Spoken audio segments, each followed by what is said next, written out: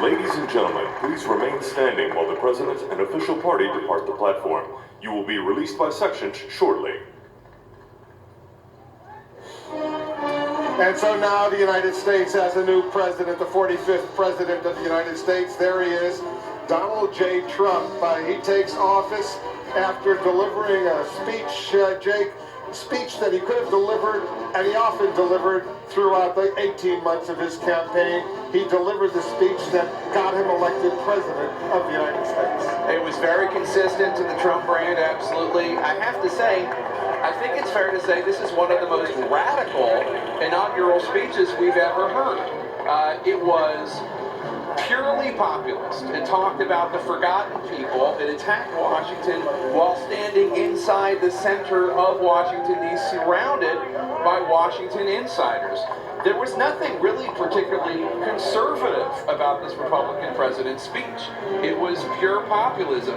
And in fact, it looked at the United States and the role of the United States in a way that departures greatly from what we've heard from all of his predecessors on the stage. Obama, Bush, Carter.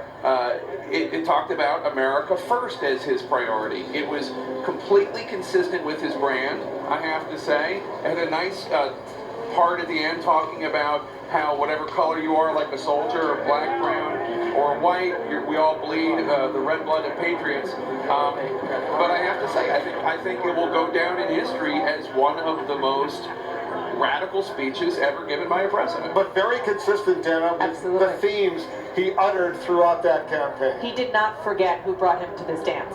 No question about it.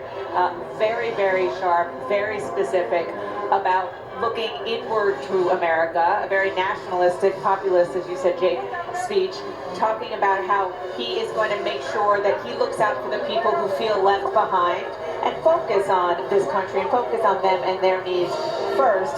No lofty rhetoric here. That was not what this was about. It's not who he is. We shouldn't have ever, nobody expected that. Very short sentences, very to the point, and there's no reading between the lines in any of the speeches and the sentences he gave. And he explicitly said, America first, more than once. And John, so many times, the themes that came through during the campaign. You are a Trump voter. You heard from your new president what you wanted to hear, consistent with the campaign. Every decision he said would be America first, whether it's a taxes. A dark view, even a pessimistic view of where we are at the moment.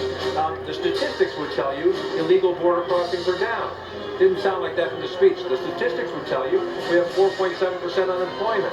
He talked about how terrible things were and how horrible it was in the country. He spoke of gangs and drugs and American carnage. At a time, again, the outgoing president, I think, would tell you not that there aren't problems in America, but that crime is largely under control in America. And so, but this is a trademark Trump. This is how he campaigned. It's his brand of populism. And what a scathing indictment of this town writ large. Not just the Democrats, but this Washington establishment, he said, had enriched itself and had benefited from politics, but not the American people. So he's off to a start that is very anti-establishment. Former President Obama about to be escorted by President. Inaugural speech. It was a continuation of the campaign very much, that would have gone over well with them. And I was also surprised that in some way he did not pay some tribute to Hillary Clinton.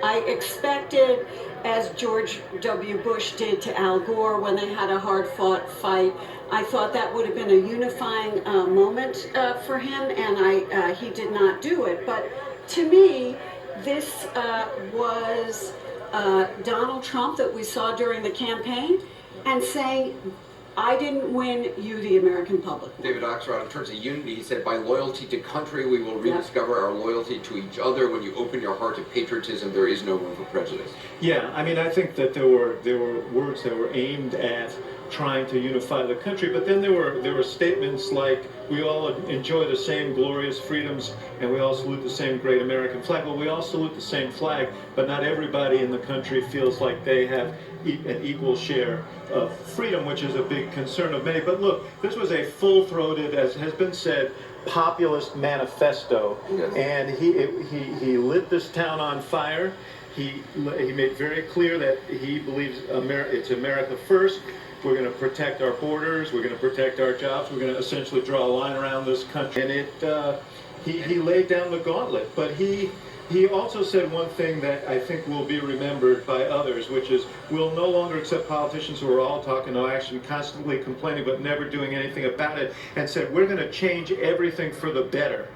And he took it on his shoulders to say he is going to do this. He will be held accountable for that in years to come. And he was criticizing Republicans as well as Democrats there. Michael McDonald? If you took this transcript and you remove the pomp and circumstance, you take away reference to the Chief Justice of the Supreme Court, it's a speech that could have been delivered in Michigan, Wisconsin, or Pennsylvania on November 7th. And I kept waiting for that paragraph that beyond just extending an olive branch, given the